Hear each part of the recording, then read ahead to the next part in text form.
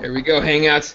Welcome, ladies and gentlemen, to our UFC Chicago pre-fight show. My name is Eddie Law. With me tonight, David Rodriguez from ESPN Radio. What's up, dude? Hey, how's it going, Eddie? Jesse be joining us here in a little bit, too, as well? Or? Oh, I forgot to say, Jesse's out for tonight. I don't think he's pre-banning tonight, but he is on an outing with the family, I believe.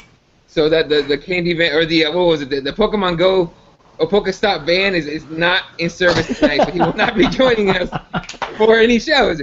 But returning from a long hiatus, Mr. Nick Pilecki. How you doing, buddy? What's going on, guys? How you doing?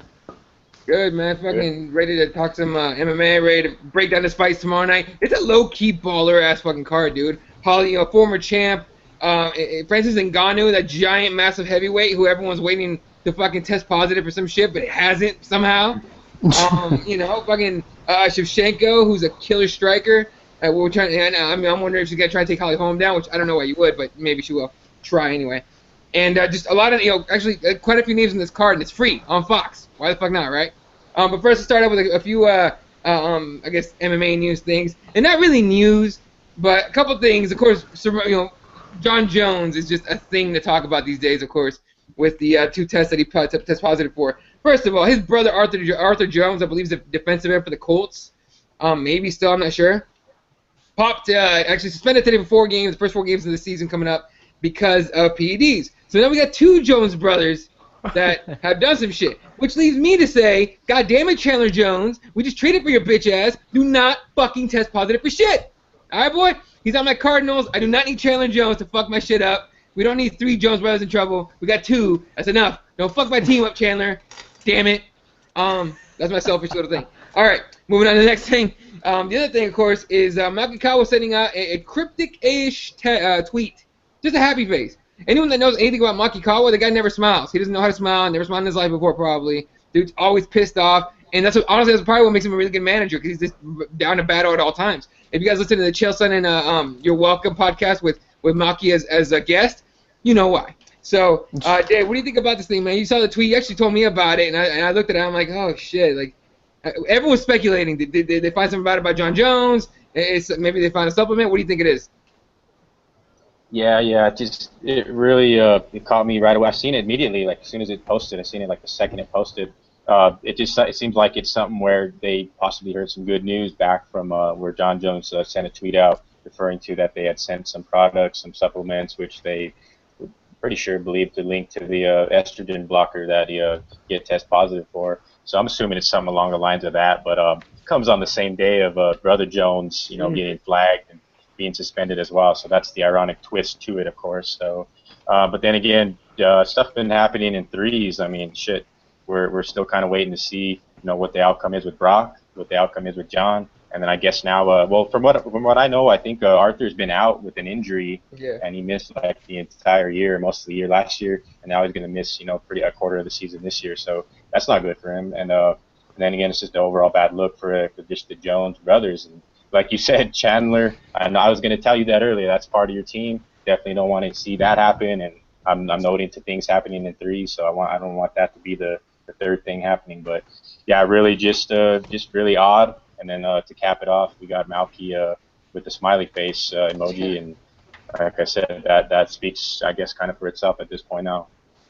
All right, next, dude. If it comes out that let's just assume, right, that it's a supplement that was tainted, okay? Do you give John Jones the benefit of the doubt? Because at that point, they're gonna knock down. Okay, what's been happening lately? Anyone gets suspended, if they can prove a supplement was tainted, then that suspension goes down to 6 months or so, right? That's kind of the number they've been going with. If that suspension gets knocked down because it is a tainted supplement, do you think, does your opinion of John Jones change? Like, recently, everyone's been like, has Jones been cheating his whole career? He's an asshole, he cheats, and all this other stuff, he dopes, right? Does that change, would that change your opinion of Jones a little bit and a little more favorable for him? Personally, yeah, it would change a little bit, but, like, you gotta think about it. It's gonna follow him for the rest of his career a little bit. Not just with his past stuff, with this too, like getting kicked off of UFC 200 for a possible, like, coming off of a steroid. It can still hurt him, but hey, I'm all for it. I hope, personally, I hope it does come back negative, and he can get into the cage and fight DC, and we can finally get that fight. But let's hope that he does just get that 6-month suspension. Yeah, you know what? Here's a thought. Just a quick thought on this. And shout out to Andrew Reed. Good morning, my friend. Here's a quick thought. John Jones been in so much trouble, right? Do you give him that title fight right away? And Dave, we'll start with you. Do we give him that title fight right away to say, okay, you know what? Fine, 6 months, come back, fight DC. Do you give him that title shot, or do you say, you know what? You're gonna have to chill for a little bit, take a fight, and then see where we go from there? Yeah, very good question there. I think what it determines, I mean, we already heard DC go about saying that, he's planning to move on from John Jones. They got the Glover fight with Anthony Johnson set up, so plans to meet one of those guys in the near future. And then in that time period, if they give John the minimum of 6 months, I guess it's, I think Dana, has promised John, before he's going to come back, get the title shot against Cormier. Now with everything that's happened, with them having to book the fight multiple times, getting pulled from 200. I think that definitely factors into them throwing him right back into the mix. But then again, it is John Jones, so it kind of depends on who Cormier does fight. If he does fight before the John Jones fight, if that is something that does happen in the future, everybody, I guarantee you, wants to see the 6-month suspension and possibly 2017 Johnny Bones and Cormier at some point. But it's really, that's a good question, Eddie, because I think it's something where Dana White's going to make the call, and it's going to be a big card. If they do it, they're going to have to build it up, and they got all the all the stuff to lead up to it and build it back up again. But hey, that's something where they put him in the line of where he's supposed to appear at their biggest show, and he let him down. So I don't think they really trust him all that much. And before, it was kind of iffy with John. And then again, Dana has like that little reputation for Albuquerque-based fighters. Holly's manager, being vocal about him not getting along with the people at Jackson's or something like that. But yeah, it's really going to determine what they do about the drug testing and how they process that, and what they do with Brock and Jones, because I think not just what happens to Jones is important. I think what happens to both of them, and I think they're going to get a suspension regardless. John, at the least, he's going to get 6 months, but I see it going the route of just something very weird possibly turning up, and then again, John does get the 6 months. I've heard a lot of people liking that idea, and they're really hoping that that's happening. That's the people out here in Albuquerque. I'll tell you that. Oh, for sure. There's no way anybody in ABQ wants to see him sit for 2 years. That'd be ridiculous. In fact, most MMA fans, whether or not they like John Jones, you have to respect the guy. He's one of the best on the planet, or best to ever fight ever. Especially, he might even already be the best light heavyweight to ever fight in MMA, probably, at least in the UFC, right? So, I mean, it's one of those things where you kind of want to see him again. So, yeah, it's gonna be weird. We're gonna see. We'll find out if it's 6 months or if it's 2 years, whatever the fuck, or if Pat Lumball's gonna, get a stick up her ass again and take him out for like 8 years or whatever the fuck it was, or a lifetime ban. You guys remember the Nick Diaz thing? Jesus freaking Christ, that lady's insane. So it's gonna be a really weird thing. But we're gonna find out real soon, I think, what ends up happening with Mr. John Jones. All right, let's get right into his card here. Actually, no, one more thing. For everyone that's falling for that Mark Hunt has been cut from the UFC tweet because it had Ariel Helwani on the fucking picture, let me introduce you to Mr. Izzy Garcia on Twitter.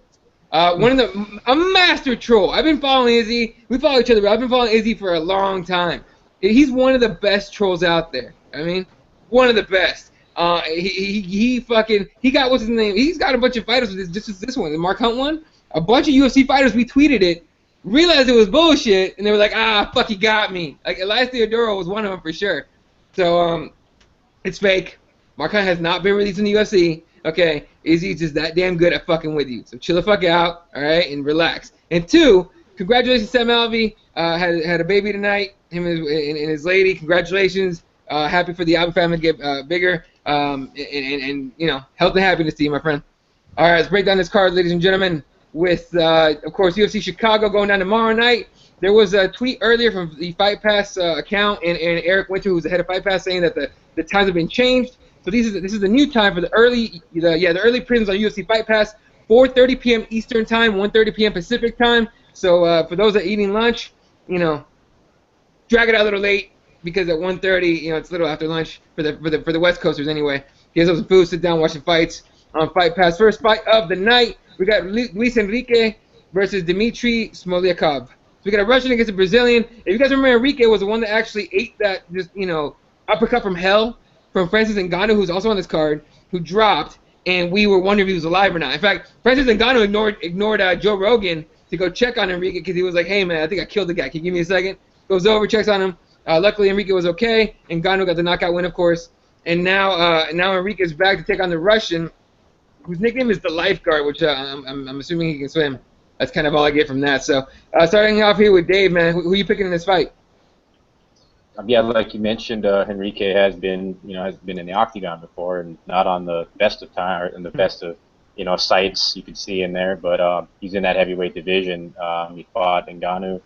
He's approaching phenom status possibly in the heavyweight division with a win on this card, I think. But yeah, it's a fight to really build Enrique back up. I mean, this guy from Russia, I mean, he's undefeated fighter. I think he's ranked, pretty high up over in Russia. 31-year-old guy, competed mostly over there. It's a pretty close fight. I think Dimitri's a slight favorite in this one. But then again, you got Enrique, ranked number 138 in the world as heavyweight. This is a fight where definitely he wants to stay in the UFC, build a name for himself. This would be a good win for him.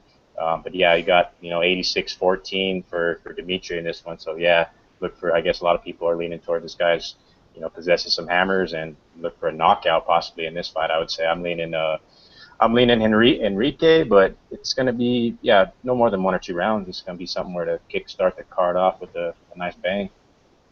Definitely, you're kind of hoping that. Obviously, that's why they put heavyweights in the first fight of the night.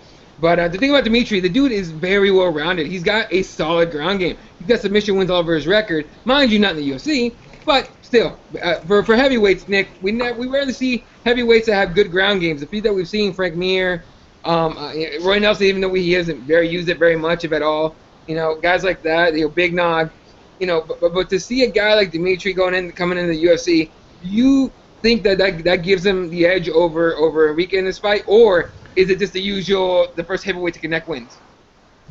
It's a heavyweight, so you can always say that first heavyweight connect wins, but I'm actually leaning towards Dimitri here. I'm leaning towards the Russian. His last couple fights, 3 of them were by submission in the first round, so obviously he does have that great submission base. But then again, you have Enrique, who is a monster in itself, but even coming off this last knockout, which we all thought he died.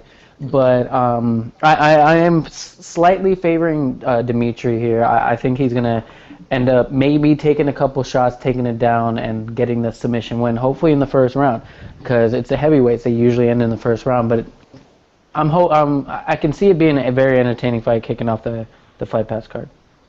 Definitely. Now, here's the thing. I'm picking the Russian because he's Russian. I mean, literally, that's the only reason. The Russians scared the shit out of me. Those guys are insane. They freaking wrestle bears and shit. So, but whatever. Not to mention, this one has a ground game. So that's scary in itself. All right, real quick. Andrew Reed on the YouTube says, has Jones been stripped of his interim title? Not yet, because no official decision has been made by USADA. But the second they suspend him, that's coming. For sure. Oh, yeah, for sure. Even said that... He said he don't care about that belt anyway. He said it's not the real belt, so if they take it, shouldn't have a problem with it, right? True, but I think John Jones don't give a shit about very much anymore. Like, at this point, come on, like, whether or not it was on purpose, what he did was stupid, right? Even if he took tainted supplements, it was still dumb, because ignorance is not, an excuse. But to me, as soon as it came out, I'm like, John Jones don't give a fuck about anything. Like, this dude gives less fucks than Conor McGregor. I don't even know it was possible. He gives less fucks than the Diaz brothers, and that's impossible.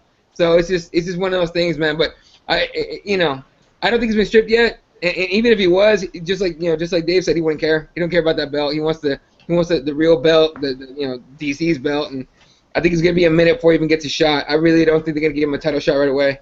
But it's a UFC, man. It's not about fair. It's not about what makes sense. It's about money and what sells pay-per-views. So it's kind of what it is. There's a reason we have Diaz McGregor too, okay? And it's not at all because it needs to be done. It's because it's going to sell. All right. We're going to have Diaz and McGregor 3. There's already talks from Jose Aldo already presenting that as an option. So they're already, the fighters are already seeing it going that route. So that's just something I don't see as right. Because, yeah, come on now. We're a couple weeks out from that fight. And, I hope it does happen. I'm like I said, you guys know how I feel about, what's going to happen in that fight. But I honestly hope it happens. I'll tell you what, if McGregor wins this fight somehow, there will be number 3. If Diaz wins this fight, no. I don't think so. I don't think so, but we'll see.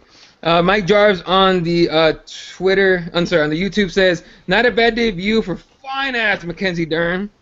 At Legacy FC 58, she won by unanimous decision. I'm going to have to watch that fight. But if you haven't seen Mackenzie Dern, go find her. Like, she fine. I'm just going to say that much. All right, and I don't gloss over chicks that much as far as, you know, on MMA shows. Alexa Grasso and Mackenzie Dern.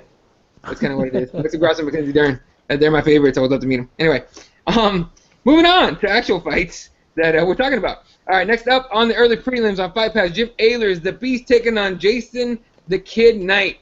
Jason Knight looking like Jason Williams of the NBA. Those that be watched know exactly what I'm talking about. He's just like the motherfucker, but I doubt he can pass like him.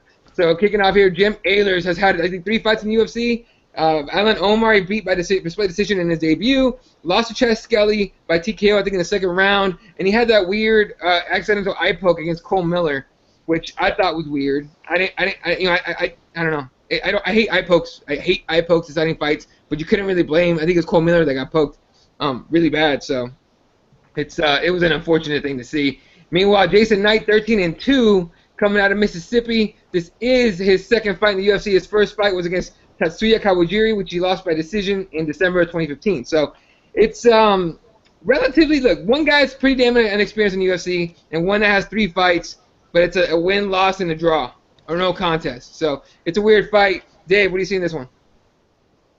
Both fighters are pretty close in ranking. You know, I like to throw the numbers out there. So they're 78 for Jim Ehlers, 63 for Jason Knight. He shook off that rust, I guess you could say, in the Octagon debut against Kawajiri. Both these guys have great records, 14-2, 13-2. So I see it being a very competitive fight. You mentioned the Cole Miller no contest loss, which was super weird. Actually, seeing that fight again recently as I was watching some, like I mentioned, the archives I was going back to, like you guys do the same. I actually caught that one, but yeah, it's going to be a 4th UFC fight for Jim Ehlers, so he's got the experience factor on his side. I just seen this being a real competitive bout, 145-pound fight here. I have on Tapology, I got Ehlers, you know, by decision. I think this fight will be, you know, pretty competitive. I think one guy edges the other, not by much, but just a real competitive bout. I think they have Ehlers as a favorite, minus 215, plus 185 for Jason Knight right now. So I'm leaning towards, it's gonna be an exciting fight here. All right, Nick, who are you picking in this one, man? Gotta completely agree. I'm going Jim here. Coming off 1 win and 1 loss and 1 no contest, you know he has to be hungry. And same with the kid. The kid, you know he's hungry. He's coming into the UFC on a loss, and they're both hungry. They both want to make a name for themselves. I think it's going to be a very entertaining fight. I think they're just going to go all out, try to make a name for themselves, but I am going with Jim here. I think he just wants it that little bit more, and is going to extend his win. All right, I'm taking Jim Ehlers, man. I'm a sucker for experienced guys that have been in different situations in the octagon, and you know, as much as Knight is talented and all that, I think, you know, he's kind of, maybe a little bit over his head. Not a lot. He could definitely win this fight, but he's a little bit in over his head. I think this one, look, he pulled it off, man. I could be completely dead wrong, and I've been dead wrong before. But again, I like experienced fighters, and Ehlers definitely is one. All right, moving on to the featured Fight Pass prelim. This is a baller fight. Alex Oliveira, Cowboy, taking on James Moonwalker Muntasri. Moonwalker we saw last in UFC 193, the Rousey home card, with the TKO, you know, win over Anton Zafir. If you guys remember, it was a sick ass spinning back fist. Just dropped that teacher dude and just boom to the ground. That was it. Before that, lost to Kevin Lee by rear naked choke, and then a rear naked choke win over Cody Pfister. And he's beaten Joe Ellenberger by decision in his debut. Meanwhile, of course, you know, Cowboy, who's coming off that triangle choke loss to Cowboy, Cerrone. And what I thought was the fight of the Cowboys, right? Winner takes Cowboy, the nickname. And apparently not. This fucker wore a Cowboy hat to weigh-ins again. So, damn it. We almost got rid of one. We need one. We don't need 2. We need 1. That's it. All right? And that goes for all you other pit bulls. What's the other one? Fucking pit bulls, King, the Spartan. I think there's like 3 Spartans somewhere in this motherfucker. Like, stop it. Come on, let's bring original. I'll do make nicknames original again. Let's do that hashtag, all right, motherfuckers. God damn. All right. I get pissed off about the dumbest shit. I just noticed that right now. Anyway, wins over Peter Hallman, Joe Mary, and KJ Noons. This is an exciting fight. Definitely we're gonna see, and it's actually right up your alley, Nick. It's one of those fights that I know you're looking forward to. Who you picking? Oh yeah, 100%. I'm going Cowboy. One of the most entertaining fights that I watched Cowboy fight was KJ Noons, getting a submission win over such a good fighter in KJ Noons, a great kickboxer, a great striker, and then taking him down and getting that sub was a great moment for Cowboy. And then Cowboy versus Cowboy was a good fight for how it lasted, and then Cerrone, the real Cowboy, getting the submission win. I'm going Cowboy on this. He wants it. He wants to keep that name. He wants to stay exciting, and he is very exciting to watch. You can't sleep on Moonwalker though. He has a good win. Yeah, he did lose to Kevin Lee, but beating Cody Pfister and Anton, he's a good fighter. But I'm gonna go Cowboy on this one. I'm excited about this fight. Yeah, real quick, I'm watching a couple highlights from the Mackenzie Dern fight. She has some angry elbows. And this chick, oh my God, this chick tried to lock down Mackenzie Dern. Get the fuck out of here. You're not locking her down, psycho mother. Okay, you know what? Someone talk to the other young lady's coach. That was a bad idea. Anyway, sorry. Dave, man, again, the two bangers in this fight. These guys love to throw. They do have ground skills, but they both prefer to, fucking spinning everything. It's gonna be spinning shit all over the place. Nick Diaz gonna lose his goddamn mind watching this thing. Who you picking? Yeah, you said it. They're skilled all around. Both these guys. Very exciting fight. 3 fights in. I thought this would be it's perfectly placed on the card. I think Montashri's got the knockout power. Alex, he's a pretty big guy at that weight class. Both these guys hold pretty reasonable, great records right now. Montashri 9-3, 14-4 for Oliveira. I expected Oliveira to be, look a little bit better against Cowboy, but then against Cerrone, he just kind of tends to do that to people sometimes. But I think Oliveira is a little ways out there ranking-wise. I think he's number 78, which Moonwalker is pretty much walking on the moon at number 132. So he's looking for a big win here. So I think we have another, back-to-back competitive fights where both these guys are looking to make a name for themselves. I think Montashri's got a great following, a good fan base behind him as well. And not long ago, or I guess somewhat long ago, you guys remember Gil Burns debuted, and or Alex Oliveira debuted. He was choked by Gilbert Burns, so that seems like so long ago. But yeah, the Cerrone loss, probably, I think Cowboy's going to want to get back on track. But Montashri definitely is going to be a game opponent. I think really, really close fight, real competitive. I see Oliveira probably sneaking out a decision, real back-and-forth fight. Yeah, here's my pick, man. Everyone has always overlooked Montashri. That guy's always been overlooked. No one ever takes him serious, and then he comes out with some crazy shit. So, as much as I like Alex Oliveira, I'm taking Montashri here by decision. I think he's going to pull off. I think he's going to do what he always does. Show up and basically surprise the shit out of everybody. And, he's a young guy. He's a young cat. And he takes risks. He takes enough risks. He don't go too crazy, right? But he will take some risks, and I think he's going to pull off a decision here. Again, as much as I like Oliveira, I think Montashri's going to take this one and make a name of himself, and then take himself out of that fucking, underdog, fly under the radar type of label. But yeah, I'm taking Montashri in this one, in by decision. All right, next fight up, we got the Fox prelims. Again, this is not an FS1 card. This is on Fox. So make sure that you go on your TV guide or whatever tonight, early tomorrow, and make sure that you have Fox and that you're ready to go, because it's not on Fox Sports 1 at all. So on Fox, it explains why we have Joe Rogan as well on commentary, which, by the way, I'm surprised Joe Rogan, and I know we're not in August yet, right? But everyone's waiting to see if Joe Rogan's coming back or not. I mean, This might be the last time, or one of the last times we get Joe to commentate. So, if you're a Joe Rogan fan, tune in. If you're not a Joe Rogan fan, tune in, because I know you fuckers love to hate watch. So, yeah.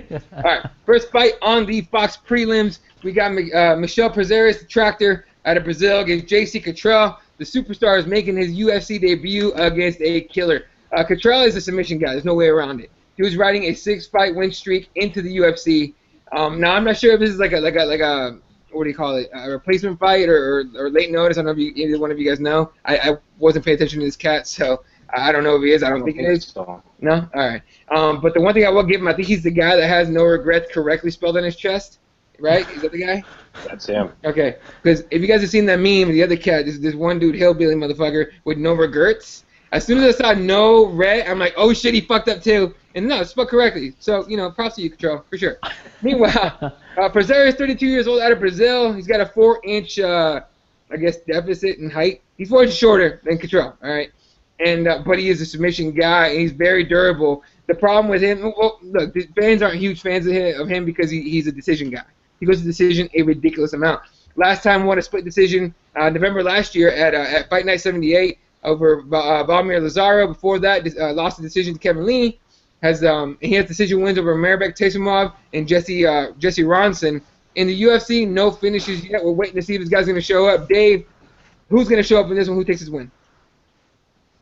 It's a fight where J.C. Cottrell, I think he's ranked #1 in Oklahoma in the regional, so he's got a pretty big fan base backing him. He's got a pretty big run behind him. I think he did compete in like Legacy and Bellator before. He's had a couple fights in a few different organizations, but he's a younger guy, 26 years old.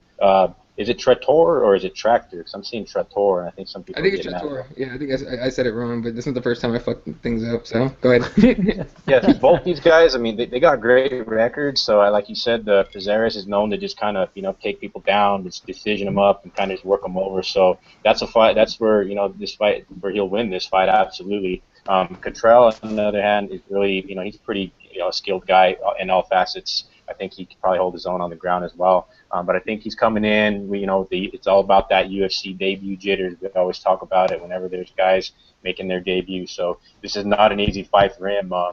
Believe it or not, Prazeres is ranked number 54 in the world. So I guess 54 is a little ways out there. But then again, he is he's up there. 32 years old. It's in the 155 division too, which is as deep as you can imagine right now.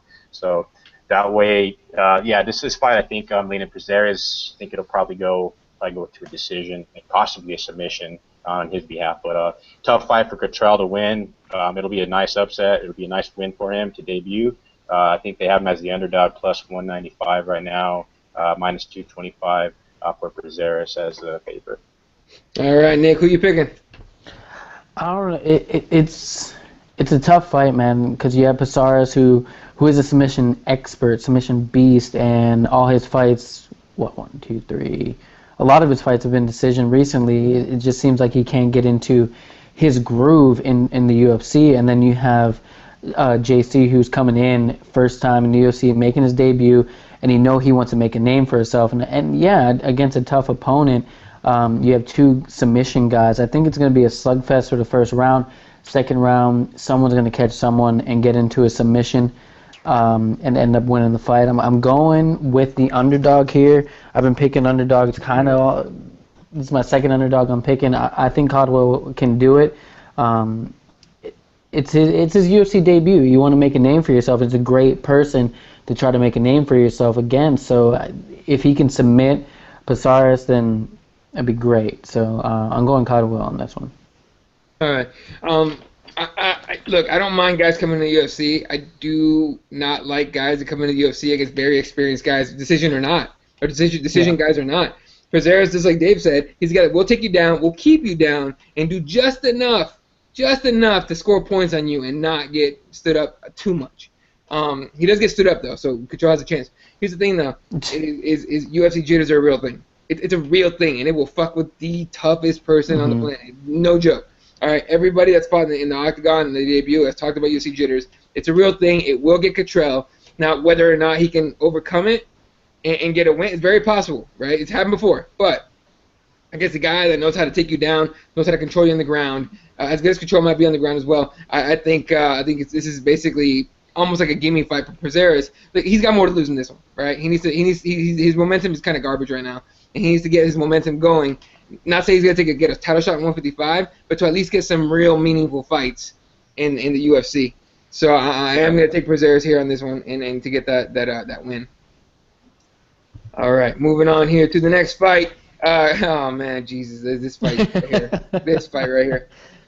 We got the Nigerian Nightmare, Kamaru Usman, who you remember from that god-awful season of Tough. What was it, the ATT, American Top Team against Black Zillions? Where That's where I acquired my incredible dislike for the owner of Blackzilians. I can't stand that motherfucker. Whatever Robinson is his name, I don't give a shit. But by the way, karma, motherfucker. Okay, karma. If anyone knows the recent news about Blackzilians, karma, bitch. All right. And meanwhile, Kamaru Usman obviously trains out. I think he's the one that trains out of there. He's my least favorite fighter to watch. I can't explain it. I just can't stand him. He's taken on Alexander Yakovlev out of Russia. Again, another Russian killer. Has had 4 fights in the UFC. He's 2-2. Losses to Damian Maia, but who hasn't lost to Damian Maia? Nicholas Musoki by decision, which is a weird fight. He beat Gray Maynard by decision, which made all of us feel even worse for Gray Maynard. And then beat George Sullivan by knockout in the first round at UFC on Fox 18, which was that Anthony Rumble Johnson against Ryan Bader card. And the Sullivan guy is the guy that got pulled from this card too, right? I was about to say that too. George Sullivan was actually the one. Hey, let's talk about that real quick. He didn't test positive for shit at all. He said, "Hey, just letting you guys know. I just realized this thing right here. This might be an issue. Just letting you guys know. This might be an issue." And right away, whoop, pulled him right out of the card. Didn't test positive for shit. Very strange. Last time we saw that happen was Lyoto Machida. Now, Lyoto, apparently, according to, again, I don't think Lyoto tested positive for anything, did he?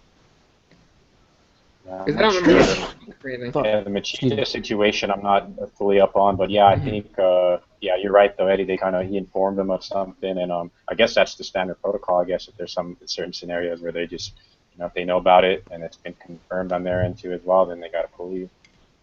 Yeah, which reminds me to tell everybody.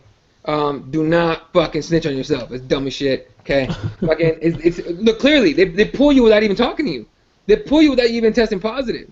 Now I'm not saying it's a wrong thing to do. I am saying for sure test his shit first and find out if he's positive or not, and then pull him from the card. Even Sullivan himself said he was shocked that he got pulled. Okay, please believe he'll never tell anybody again. And every other fighter watching that saw this happen is gonna be like, I'm gonna shut the fuck up. Yeah, if I test positive, I test positive. They're gonna pull me anyway. And we don't. And they suspended fucking Lyoto Machida for telling on himself. They might suspend this kid. What's the point? Just get suspended for actually doing some shit instead of just telling on yourself. So it's a weird thing to see, and I hate it. I really do. Because I hate 4 fights. Yeah, now we got only 4 fights in the main card. I don't know if it's main card or not, but still, I hate seeing this kind of shit. Unless you actually test positive for something and you did something wrong, I don't think you should be pulled from the card. And of course this brings up how fast can USADA work and get the testing thing. We talking about this with the Jones thing, of course. Why did Brock get the fight and Jones didn't get to and shit like that. So it's kind of a crazy thing here with that, and again it sucks to see, especially with a guy like George Sullivan. But yeah, we got Alexander Yakovlev, the Thunder of the North, who apparently is a rapper. Did not know this shit. Looked him. I was watching the weigh-ins and they were talking about it. DC's like, really? He's a rapper? I was shocked. So I looked this shit up. He's a rapper. Who the fuck knew? I didn't. So, taking on the Nigerian Nightmare, Kamaru Usman, 7-1 out of Blackzilians in Florida, of course, is riding a 6-fight win streak, 2 in a row in the UFC. His first win in the UFC was actually at the Ultimate Fighter 21 finale, that submission, or the triangle choke win, I think, over Haider Hassan, who, by the way, needed to calm the fuck down before that fight. That dude came out, hyped the hell out, and I immediately said, he's going to lose. And people were like, what are you talking about? I'm like, that guy, Hassan is going to lose. He's too damn hyped. Tell him to chill the fuck out. And there you go. You get triangle if you're going too crazy. In his last fight, Usman got a decision win over Leon Edwards at UFC on Fox 17. RDA versus Cerrone 2 in that nightmarish fight for Cowboy. But obviously, as far as this fight goes, what's the game plan? Usman takes him down, right? But as Mike Jarvis just said on YouTube, not always wise betting against Russians. So Dave, who you betting on? This fight here, you already mentioned where I kind of, I was in and out of that ATT Blackzilian season, but I remember catching Usman, and I know he trained with a pretty good coaching staff down there, Henry Hoop and the ATT people. So what has he got? I think total, 2 exhibition and 2 pro fights under his belt now? I think so. Yeah, Usman's style is directly, like you said, take him down, ground and pound, and kind of not look for the finish. In this fight, if he's not looking for the finish, Yakovlev definitely looking for the finish here. This fight, he's moving up to 170, or it's his second fight at 170. The other fight was a Sullivan fight, but they're pretty close in ranking, both these guys. They got Yakovlev actually behind Usman, 53, Usman 44 world rankings. I think this fight was originally supposed to be the Ryan LaFleur versus Yakovlev fight. I think is what it's supposed to be. I'd rather would have seen that bout instead. Yeah. But yeah, that would have been a great matchup for both guys. Yakovlev could have made a name there, but you guys are evenly matched. Somebody overtakes one another, possibly just a couple notches up on the ranking side. I think I'll have to take Yakovlev in this one. I think he'll be pretty impressive. I think as long as he can defend the takedown, do some damage on the feet, I think he has a great stand-up. But yeah, if he goes to the ground, it'll be interesting to see how well he does, if it's on his back, if he's able to get back to the feet right away. But I definitely see there being some action in this bout. I'd like to see Yakovlev probably put a finish out there early, but it could drag on to possibly just a decision where there's intermittent action back and forth. So, but I got Yakovlev winning a decision there. Definitely. My apologies, Andy. It was Andrew Reed that said not always wise betting against Russians.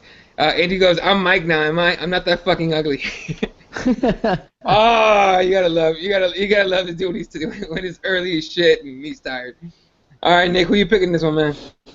Well, I gotta agree with Andrew here. You can't bet against a Russian. I already bet against one tonight. I'm not stupid to bet against two.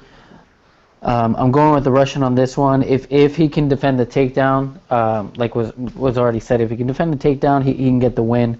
I do see it going to decision, but it's going to be just a drag-out fight. Usman, if the only way he wins this is if he can take it to the ground and get that sub. If not, he's going to get beat on the standing up the whole time.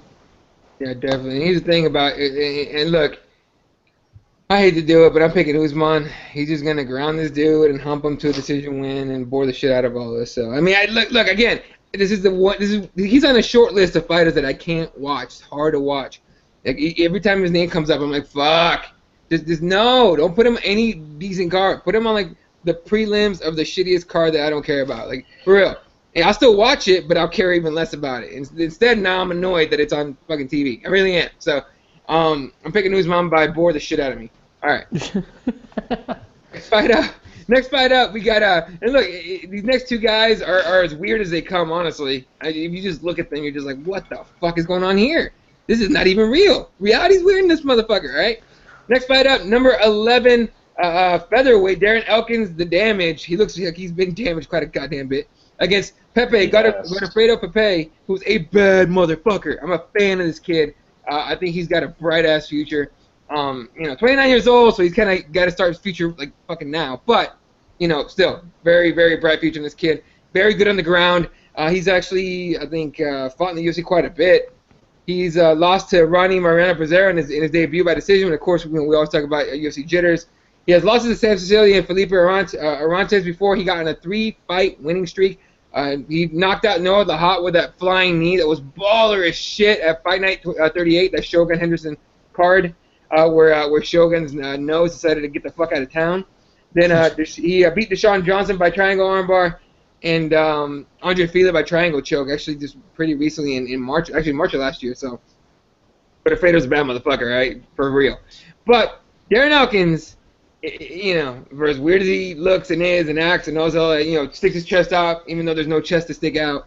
Fucking, he's not a punk. All right, 32 years old, out of Indiana, now training at Team Alpha Male or Team Alpha Male, Alpha Bale, whatever fucking term you prefer. He's actually a 2-fight win streak right now. Got that win over Robert Whiteford by decision in October last year, and just this last March, decision win over Chas Skelly at UFC 196. Dude is tough and he can take a shot. But again, a decision guy, right? So we have Godofredo Pepe, who's more, in my opinion, more exciting against Darren Elkins, who's just about getting the W. Nick, who you picking? I'm going with the Brazilian on this one. His last fight against Andre Touchy-Fili was really good, getting that submission win over him. Darren Elkins, man, he like you said, he's a weird fella. He tries to stick out his chest to the chest that he doesn't have. He has a couple good wins, good decision wins, very decisive decision wins. But I think the Brazilian's gonna be out for blood tomorrow night after his great win against Andre Fili and then his other submission win and his knockout win. So I'm gonna go with the Brazilian on this one. All right, Dave, who are you taking in this one? First, after I seen the stare down in this fight, or stare down earlier, I knew this is definitely my pick for the night. This is definitely going to be the one. Darren Elkins, number 15 ranked in the world, believe it or not. That's where he's at. Darren, they should actually change his name to just Darren, just the grinder Elkins. I mean, he's just the grinder. Like, he's going to put Pepe through the grinder in this bout. I think Pepe is going to be probably looking for the finish more so compared to Elkins, but Pepe's ranked number 36. Like you guys are mentioning, coming off the flashy win over Andre Fili, in which Andre Fili was kind of coming into his own, in which he's now suffered a couple losses. But long ago, Pepe was finished by Sam Cecilia, TKO'd by Felipe Arantes. But Darren Elkins has fought everybody. I think in his debut, he TKO'd Dwayne Ludwig. But then again, going forward, Darren Elkins is the favorite, minus 200 in this bout. I think the damage Elkins does some damage and grinds out another win here. Because, yeah, he's not going anywhere. He's ranked number 15 for a reason. So if Pepe's going to come out and win this fight, he's going to have to really, really hurt Darren to put him away. But to actually earn that win and go the distance, it's not going to be an easy night. It's not going to be an easy win. So I got Darren Elkins by decision. All right. Here's the thing. This is one of my kind of like I hope this happens type of pick. Godofredo Pepe. Again, I like exciting fighters. I like guys that that win and are exciting at the same time. Darren Elkins, you got to respect, man. The guy's a grinder, just like Dave was saying. And he definitely could win this fight and possibly look, the way I see it probably will. But I think Godofredo, look, that flying knee knockout that he got. I'm hoping he's a star in the making. I really. Look, we need stars in the MMA, especially in the UFC, but in MMA overall. I think if he gets this win by impressive fashion, you're going to have to start giving him, especially because Darren Elkins is ranked number 11 in the UFC. 15 overall in the world, 11 in the UFC. You're going to have to give him someone in the top 10. And we might see, look, I believe in guys that are, fighters, ladies, guys, whoever's fighting, rising to the occasion. You give someone like a Joe Soto, you give him a TJ Dillashaw on 24 hours notice or 18 hours notice, whatever it was, rise to the occasion. You see Michael Bisping rising to the occasion on 2 weeks' notice or less against Luke Rockhold, in the champion. Now he's a champion, right? So I think you give him someone, after Godofredo wins this fight, you give him someone in the top 10, rise to the occasion, might have a star in our hands. You really hope so, right? So yeah, I'm picking Pepe in this one for sure. All right, next fight up, we have the feature Fox prelim, number 12. Bantamweight Frankie Saenz against number 15 Eddie Wineland. Eddie Wineland is a fan favorite. I mean, people have seen his fights before, love it. 11 knockout wins on his record. 11. 4 decisions. 11 knockouts. We love this guy. 32 years old, out of Portage, Indiana, and training at Duneland Valetudo. Excuse me. He is riding a 2-fight losing streak, which is very unfortunate, especially given the ridiculous amount of fights he's had in the UFC and WEC. He's fought against guys like Uriah Faber. Will Campuzano, Scott Jorgensen, Brad Pickett, Henan Barao, Yves Javon. But he did lose that knockout against Johnny Eduardo in May 2014. He's coming off a very sad decision loss of Brian Caraway in last July. This moment of silence for that loss. It was awful. Anyway, but what we do know about Wineland, dude wants to knock people out. All right, and Frankie Saenz is no punk. Now, Frankie Saenz did come to the UFC on a 4-fight winning streak, all finishes, and he's had pretty much all decisions in the UFC. He's 3-1 in the UFC. Decision wins over Nolan Tickman, Yuri Alcantara, Serwin Kakai, and then that fight against Uriah Faber, which I argue to this day should have been a win for Saenz, just for the fact that Faber had a full camp and Saenz didn't. Did he? Yep. He didn't, right? No. Saenz didn't have a full camp. Exactly. Okay, judges, take this shit into account. Faber embarrassed himself. Saenz came in like a fucking beast and almost won that fight. Should have won that fight, in my opinion. So, anyway, this is going to be a good fight, I think. Saenz he has more decisions than anything, of course. He does have 3 knockouts on his record, 2 submissions. A guy that can finish, hasn't been able to. Eddie Wineland will take risks, will give you a shot at finishing him. The question is, will he? So, Dave, who do you think takes this fight? You said it right there, Eddie. Eddie's he's going to go in there and he's going to leave you openings to finish him. He likes to bang. He likes to finish his opponents. I think where the fight favors Frankie Saenz is he could probably put some real damage in the clinch up against the fence, possibly take him down and do some work there. So if Eddie's really good on the ground, I'm sure the fight's going to go there. He's going to have to be good to win this one. The rankings are Frankie Saenz number 16, Eddie Wineland number 20. Both guys are Frankie Saenz 35 years old, Eddie Wineland 32 years old. 2-3 in his last 5, you said, about Eddie, suffering that unfortunate loss, which both guys haven't fought in quite some time. So both these guys we haven't seen them in a while. I think we'll probably see both fresh opponents or fresh guys for each other for this bout here. The Uriah fight, I'm going to be with you, Eddie. I'm going to argue that Frankie, did enough to earn that W there, but man, it's been so long ago. Yeah, I think Frankie's got an all-around game, just a little bit better than Wineland's. Wineland tends to get hurt by shots, and he's going in there to throw shots at you to finish. So I think he gets caught. I think he gets worked in the clinch, and Frankie implements a ground game on him, and possibly goes for a submission. I got to go Frankie Saenz by submission. All right, Nick, who you taking, man? Heavy-hitting Eddie Wineland or smart and bad motherfucker Frankie Saenz? It's kind of hard, man, because Frankie Saenz, okay, he was developed in the UFC. He got some undercard fights. He was built up in the UFC, and then you have Eddie Wineland, who came in the UFC, and his first fight was Uriah Faber. Yes, off WEC with the signing and everything, but got his fight against Uriah Faber. Then he faced Joseph Benavidez and Scott Jorgensen, Brad Pickett, Renan Barão, Yves Dombré, Johnny Andorra, and Brian Caraway. He's had killers his whole career. And then you have Frankie Saenz, who his last fight against Uriah Faber, who we all agree he put up a hell of a fight against Uriah Faber. It's kind of hard to pick, man. You have Eddie Wineland, who's been in there with vets constantly. He fought Renan Barão, who was a champion, and at his time was known as the best fighter in the world. Yeah, he's coming off a weird win against a weird loss against Brian Caraway, but I don't know. I gotta go with Eddie Wineland, man, with the experience. He knows how to fight. He knows how to bite it down on his mouthpiece, take it, and try to grind out a decision win. So I'm gonna go with Eddie Wineland on this one. All right. I look. I'm a fan of Wineland. I'm a big fan of Wineland. Dude is never ever giving you a boring fight, really. Frankie Saenz is just smart. Monster. Yeah, he's smart. And again, one of those guys that rises to the occasion. Short notice fight against Uriah Faber and should have won that fight. So, I think I'm taking Saenz by decision.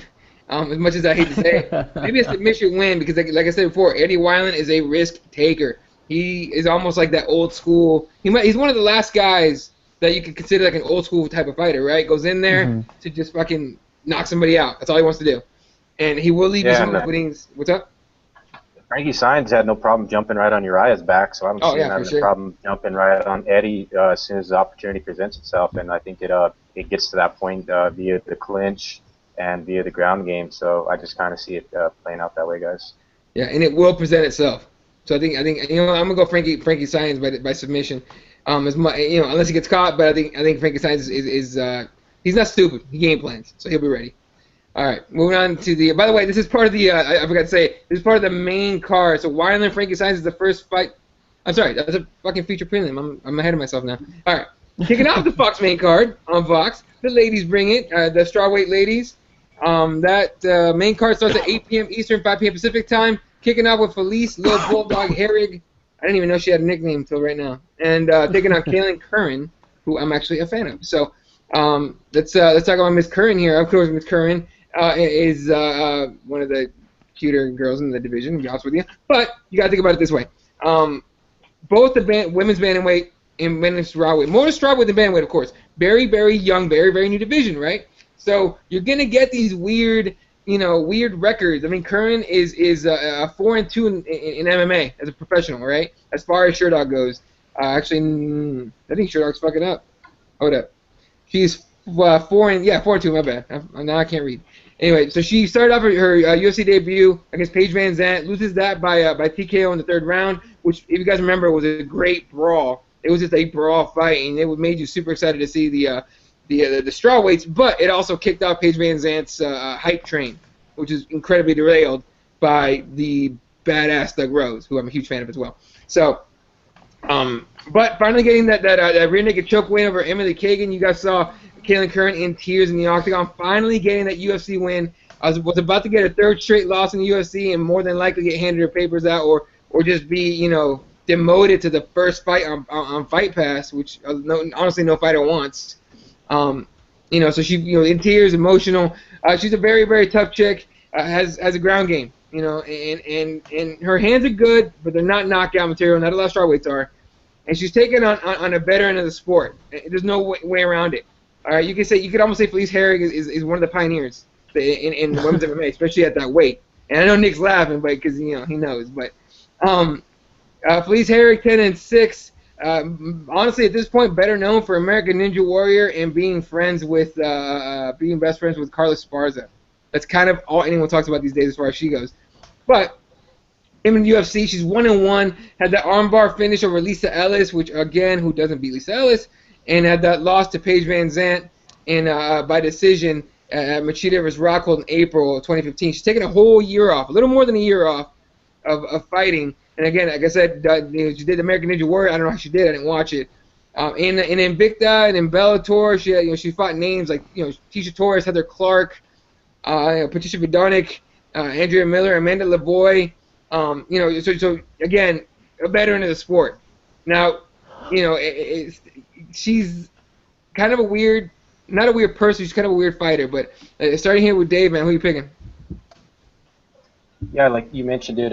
She's fought some pretty top-notch competition in the past. She's sort of a pioneer, like you mentioned. She's been in the Bellator rankings and Invicta. I remember her, initially just fighting Ronda Marcos on the Ultimate Fighter. So I really recall that about. But then again, both these girls, they got, what do they have in common? They have a loss to Paige Van Zandt. So when the fight first presented itself, when it was Paige against Felice, I think Felice was a favorite in that bout, if I'm not wrong on that. But I think she's faced the tougher competition, absolutely. But Kaylin Curran, she suffered a couple losses in the UFC. She's looking to come back up. You mentioned the division is really new. Joanna sets the bar just like light years ahead, and so far ahead that you have Felice Herrig ranked at number 15 in the world, and then you also have 18. I'm sorry, not 15. And then you got Kaylin Curran at 27. So. And that's pretty much everybody on that list right there, with Kaylin Curran on the deeper end of the pool. But she's 25 years old against 31-year-old Felice. She's at home. It's a fight where they set her up for a bout, for a homecoming bout, and everybody loves to see that. She'll have a lot of support there. I think she'll want to put on a great performance. Kaylin Curran, I think she'll come in there and be really, really, really tough and present a lot of problems for Herrig. But then again, this fight, I'm kind of gauging it on just the Paige Van Zandt loss. I think the tougher opponent is going to be Felice. Felice seems like she'd be the tougher gal in this bout. I think Kaylin could just probably mix it up and just make things a little bit more interesting and probably put on an exciting performance and get a split decision. I'm leaning Kaylin Curran by split decision in this one guy. Definitely, and this is a fight. And Nick, you tell me what you think about who you're picking, but this is a fight where both girls have good ground game. All right, they both have a good ground game. So this kid go to the ground, or it could be the other way. We've always seen wrestlers take on each other, and it turns out to be a stand-up fight, or strikers going against each other, and ends up being a ground fight. This could be one of those things. But who are you picking in this fight? That's exactly what I was going to bring up. Like they're two great ground fighters, and you have Caitlin Curran, who I got to watch her live fight Paige Van Zandt, and Paige Van Zandt getting that win, and she was tough. And then getting to watch Paige versus Felice, and she was tough too. And it's going to be a battle of inches in this fight. And I got to agree. I see it going split decision, and I see it going Caitlin Curran's way. Felice, she's a bulldog. She knows how to fight. She knows how to bite down the mouthpiece and go for it. But I think her Paige Van Zandt fight actually opened up a lot of doors for a lot of fighters to see, okay, yeah, maybe you have to hold her down and just beat her up or just be in her face and just be there, and it will expose her game. So I'm going Caitlin Curran here. She's hungry for the fight. She's hungry for a win, and she probably wants that rematch against Paige Van Zandt to try to get off that loss against Paige. So I'm going Caitlin Curran, and I can see Felice getting her papers from UFC saying, hey, sorry, try again next year, go back to Invicta and work your way back up. Yeah, both these girls have been off for a while. Last time Yeah. Felice Herrig fought was April 18th, 2015. Kaylin Curran, December 2015. So it's been a while. But that all the makings for two fresh people in there. I think we'll see a good bout. But this fight basically for Felice to fight at home in front of her hometown, her family, and the hometown crowd. So. All right, and that's a point I want to bring up. We've seen fighters fight at home. In South Dakota, a couple fighters from South Dakota lost. All right, look, people in basketball and football, everyone's like hometown crowd and home field advantage, home court advantage, whatever. It doesn't necessarily mean anything for the cage or the octagon or the ring or anything, right? It could actually put a lot of pressure on you because you're not in there with teammates. You're in there by yourself. You're literally by yourself with how a lot of fighters feel like the entire city's hopes are on their shoulders or everybody's watching you to win the fight. There's a lot of pressure to bring on. Felice Herrig has not shown the ability to handle that kind of pressure. In fact, she folds when she's a favorite. She has folded when she's a favorite for a Paige VanZant fight, right? Second one of my point, Felice Herrig is not a fighter that respects a lot of people, okay? And she disrespected Paige VanZant at the weigh-in, if I remember correctly, before, and got beat. And she was all up in Curran's face at this weigh-in as well. So she overlooks fighters. She doesn't respect it. She overlooks them, and that, on top of the pressure coming from the home crowd, is why I'm picking Curran to beat her by decision. And Felice Herrig is not like she's not talented. She is. She's very good. She just can't get out of her own head, to be able to perform at the ability that she has. She's got Muay Thai. She's got ground game. Hasn't been able to use either. I mean, maybe a little bit of ground game, not much, right? So she looked good too. Like at the weigh-in, she looked pretty jacked. I mean, we're gonna get to Holly too. Everybody's saying Holly was looking pretty jacked, but I've seen Holly plenty of times, here in Albuquerque. So Holly's always in great condition. But I did see a photo earlier in the day about Felice, and man, is she looking in great shape. I mean, normally she is in good shape though, but she looked like jacked straight up. Yeah, no, she looks jacked as shit. She always looks like that. In my opinion, you go back to her past weight and she always looks jacked. She stays in good shape, but I don't know. It's gonna be a good fight. Definitely. Andrew Reed is picking Curran. Says Curran has this and she's bloody attractive. I completely agree, my friend. 100%. We're on the same page. All right. Next fight up, we have the heavyweights. Now, here's my theory. You guys tell me what you think, okay? I think Sean Shelby and Joe Silva got together and said, hey, who are the two scariest human beings you could put in the octagon at one time to get the shit out of everybody? These two guys came up, okay? We have, for the heavyweights coming up, we have Francis Ngannou, the Predator, who legitimately looks like the goddamn Predator, against Bojan Mihaljevic, who's from Serbia and has that face of I'm gonna fucking kill you and then drink a vodka while I'm doing it, like crazy shit like that. He's a scary looking human being, looks like he's got out of prison. Straight up. Like this fight was made to scare the shit out of everybody. Okay, two massive human beings. The Serbian, of course, is what was his record? 10-3 out of Serbia. Like I said, 235 pounds. Originally, what he weighs usually. I don't know what he came in this time. He's 36 years old, and his record is very mixed. Right? 4 knockouts, 2 submissions, 4 decisions. But for what I've seen on YouTube and all that, he can hit pretty hard. Francis Ngannou is the guy we were talking about earlier because of Luis Enrique, who got dropped by the uppercut, and we all thought he died. Okay? This dude, first of all, somehow is not tested positive for shit. Like, just looking at him, like, dude, you failed the eye test. He might be the first guy that fails the eye test that's completely clean. Like, he's a superhuman if he's not on some shit, right? But 2-0 on the UFC. That first fight against Luis Enrique was that knockout. And then I think recently in April he fought against Curtis Blades. That's right, that name rings a bell every time because it's Curtis Blades. Might be the most baller fucking name ever. That guy should be a DJ or some shit. And he would fucking sell out Vegas, no problem. This would Curtis Blades as a DJ? Oh fuck yeah, I'm going, right?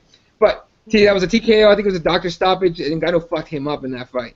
So 2 guys, they swing heavy. They want to knock each other out. They're scary as shit. The one thing is the Serbian is coming in. I think it's his debut. Fight in the UFC. So, of course, UFC jitters. But weirdly enough, whenever UFC heavyweights come into the UFC, jitters don't matter a whole lot. You know what I mean? They do matter, but not a ton. So, Dave, who are you picking out of these 2 scary-ass human beings?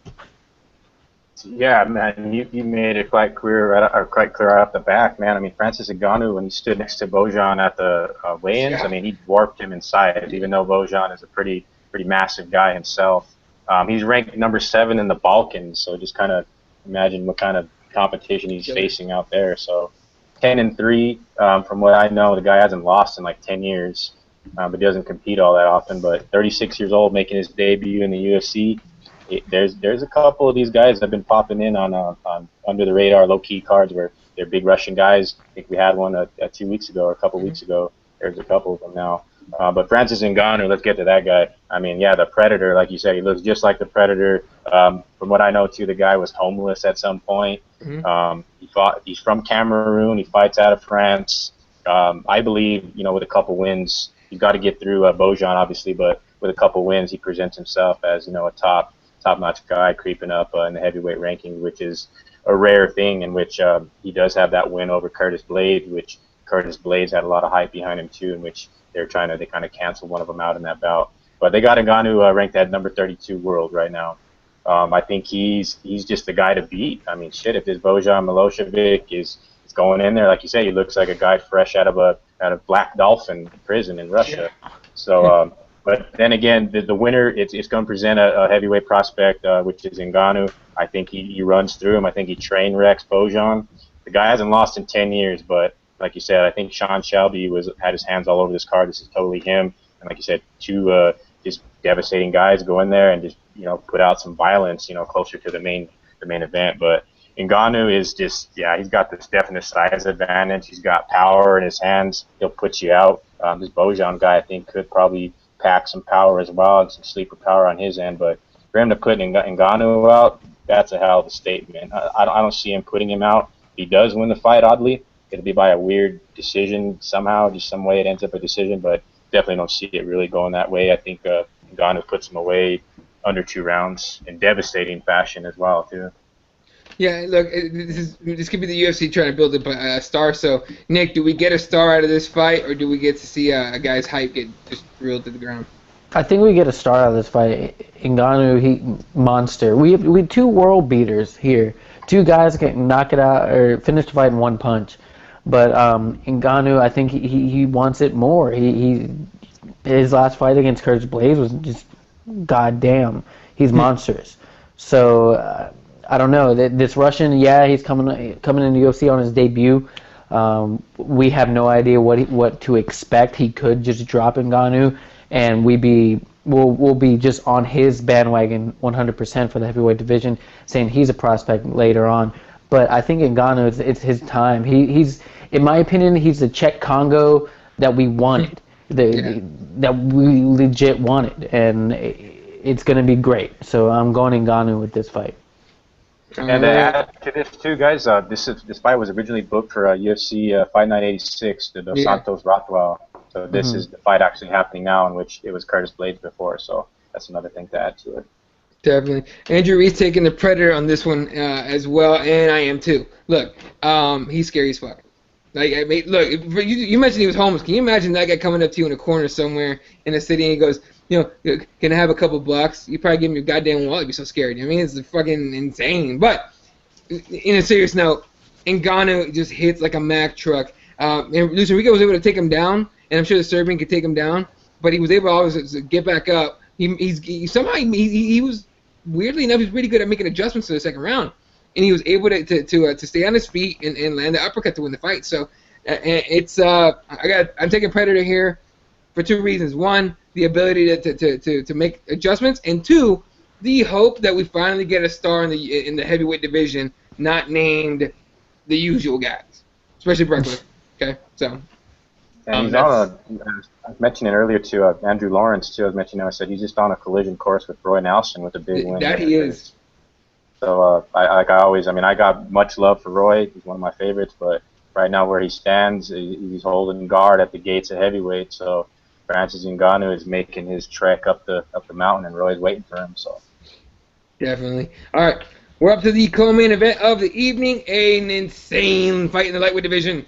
I just sound like Joe Rogan right there. All right, hire me, UFC. Joe's gone. I can fucking sound just like Joe. I even do the shit all the time. Number 6, Edson Barbosa. We got Junior against El Nino. Gilbert Melendez coming back after a year suspension. I forgot what he tested positive for, but it shit happens. But he took a suspension, did some TV work. Now he's back to fight. Look, 2 of the most storied guys in UFC history as far as lightweight goes. And you know, I know Gilbert's like 34. I think Edson's younger, I believe. He's 30 by 4 years, and he's been in the UFC forever. Okay. Here are the names that Edson Barbosa has beaten. All right, you guys tell me what you think. Ross Pearson, Danny Castillo, fucking what do you call him? Last Call, Evan Dunham, Bobby Green, Paul Felder, and just coming off a decision win over Anthony Pettis. All right, that's dominant decision. Huh?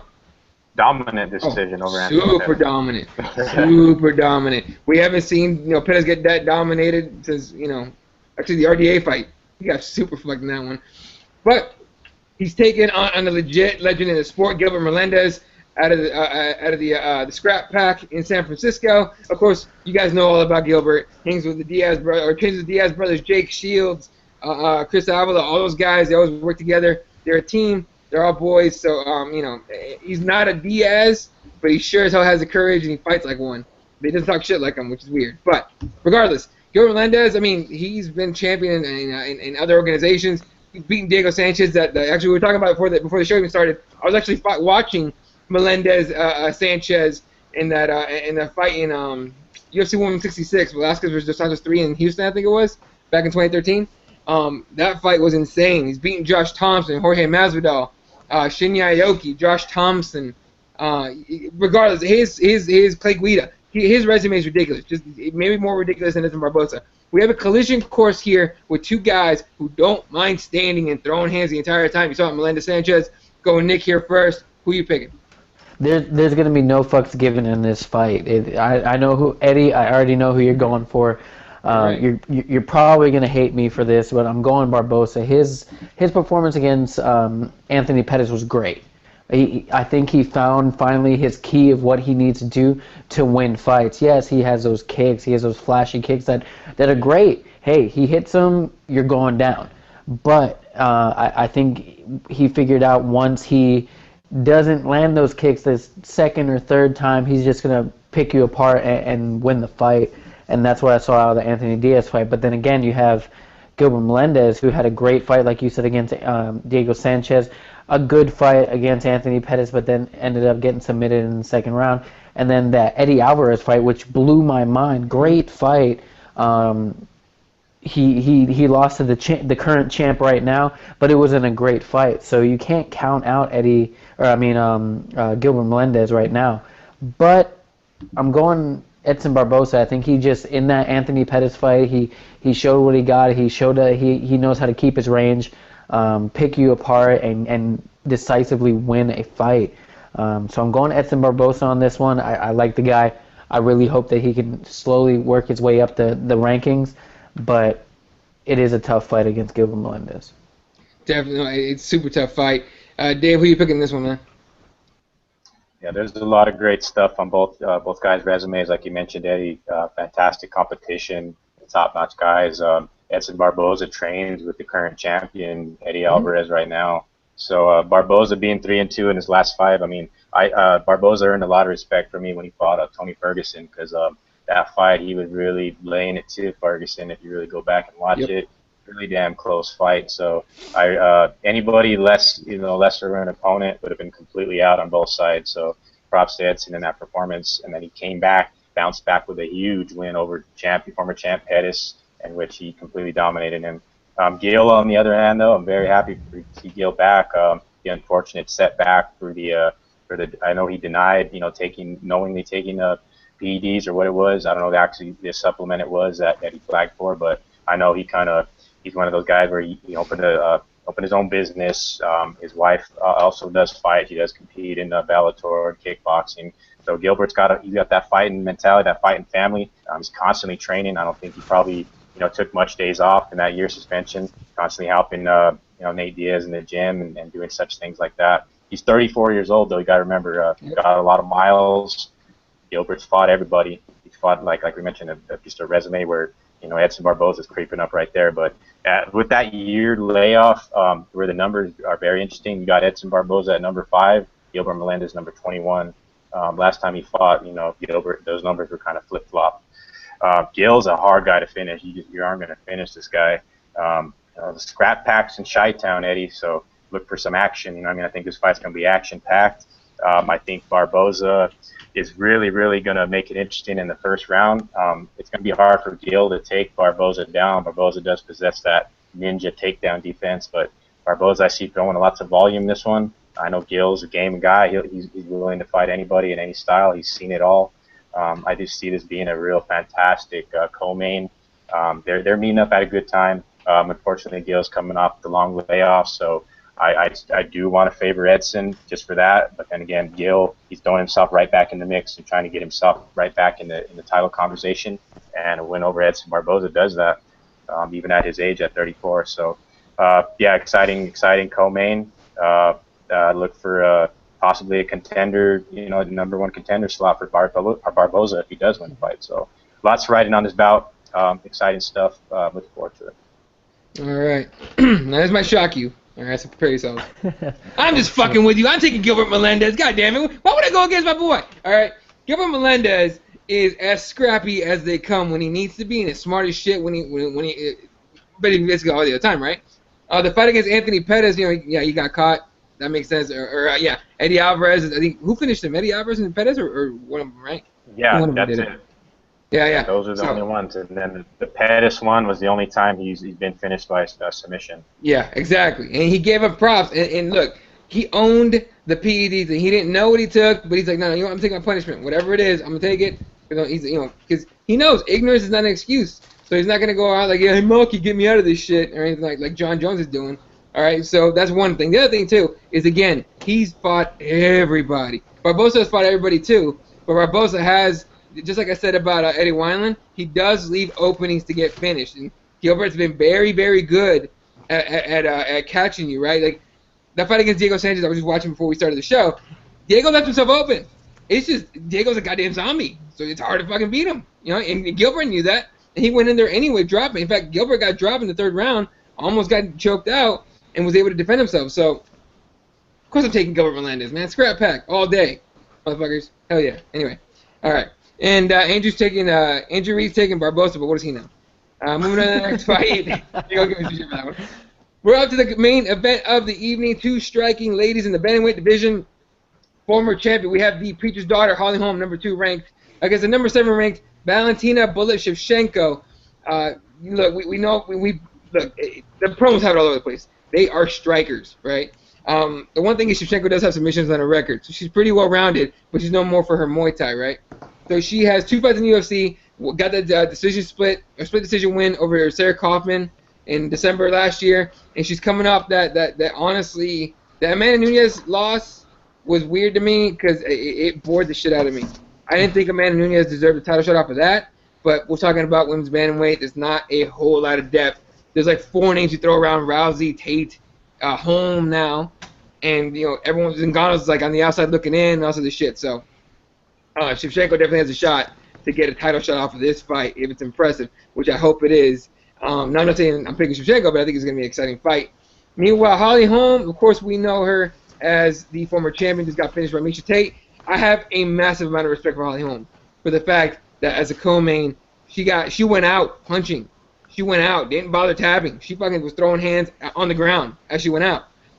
Right after that, Conor McGregor, tap like a bitch. Now, I'm not saying that you're a bitch if you tap, but if you talk all that shit Conor McGregor said, he said he was going to strangle Nate Diaz and Jake Shields and shit, and then you're getting strangled and you tap right after a champion fucking went out on her shield.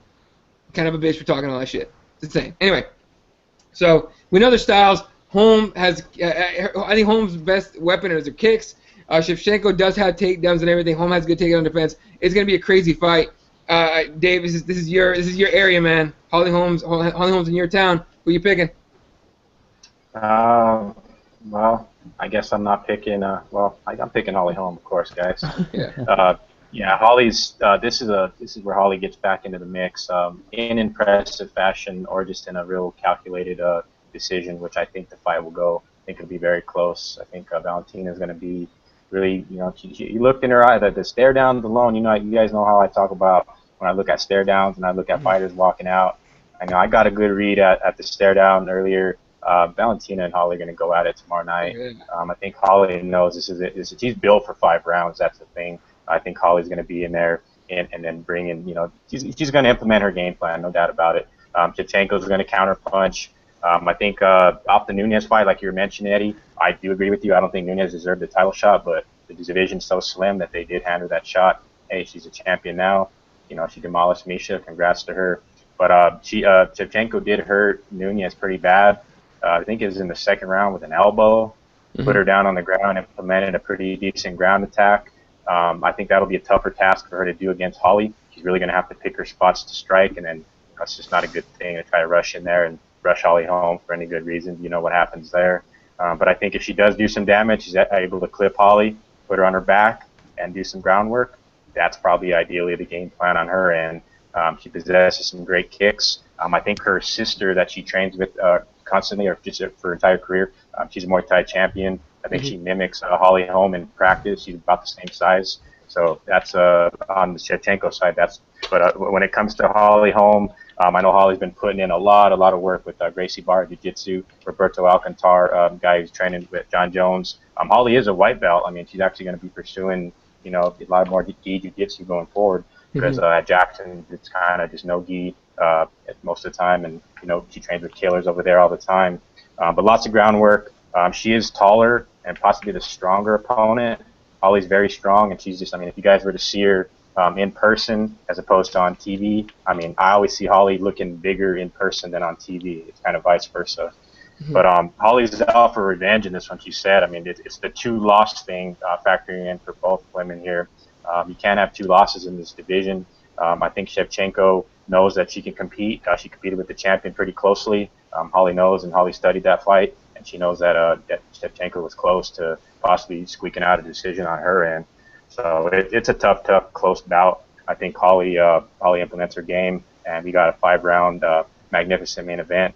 I really would be surprised if Holly finishes the fight. I think Holly's going to be smart. Shevchenko is going to be aggressive. She's going to pick her spots. But if she's going to play the counterpuncher role and she's not doing any damage, she's going to really have to, dive in and go after Holly. And that's going to be interesting to see what she does, because in the clinch, she's got skills there in the clinch as well. So I think if she can take it there and take it to the ground, that bodes well for her. But I got to go with our Albuquerque girl, Holly, to rise up again. In Chicago, I think she's pretty comfortable up there. She's got Israel Martinez, where he lives up there, backing her up. Roberto Alcantar is going to be in her corner. Been training with Yair Rodriguez. She's got Michelle Watterson there supporting her. So lots of support. Holly looks real calm. She looks ready to go. She has that look in her eye. And like I said, I kind of based it off the stare down earlier that I think we've got a fantastic fight on our hands tomorrow night, guys. Definitely. And think about Holly Holm, too. She gets a win here, Nick. Holly Holm gets a win, she gets a title shot. Shevchenko gets a win, could get a title shot. Nick, who could potentially get the title shot? This fight is going to be, like was said, it's going to be a fantastic main event. You have Holly Holm, the former champ, losing to Misha Tate, and then Shevchenko losing to the current champ in an alright fight. It was very, very close with that split decision, but it's going to be a good fight. This bantamweight division is insane. We have title changing hands back and forth. We have so many prospects in this division because Ronda Rousey's out. If Ronda Rousey was in, division's completely locked. She's going to win. She got caught by Holly Holm, yes, but she was the queen of the division. She was the one, and then when she left, this division just changed completely differently. I don't know, man. You got to lean Holly Holm. You got to lean that she's hungry. She wants to get that belt back. She beat the greatest women fighter of all time, and knocked her out in what the fuck fashion. And then you got Shevchenko, who wants to be that next person to grab the belt. And if she beats Holly Holm, you can't doubt it. Yeah, let's give her a title shot or let's give her something. But I'm gonna go Holly Holm here. She's a favorite. You can't bet against her in this type of fight. She's hungry. She wants that belt back, and she's gonna climb for it. So I'm gonna go Holly Holm. All right. Now. And adding to that, too, guys. I don't know if you guys follow Holly's boxing career. Holly suffered her first boxing loss in real devastating fashion. I mean, I'll try to send you the link. I mean, she's completely KO'd on her feet, throwing a punch and getting caught under the top rope type deal.